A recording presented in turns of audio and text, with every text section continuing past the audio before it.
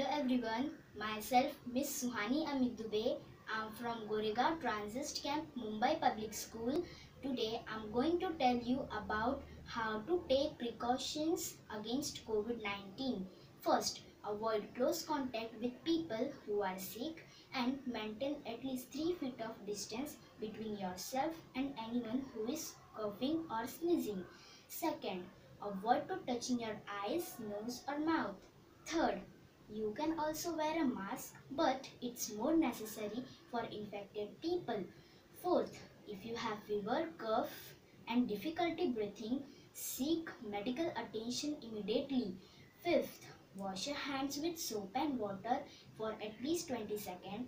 If soap and water are not readily available, so used an alcohol based hand sanitizer with at least 60% alcohol. Hope you maintain these precautions and stay home, stay healthy and isolated. We can fight against coronavirus. Thank you.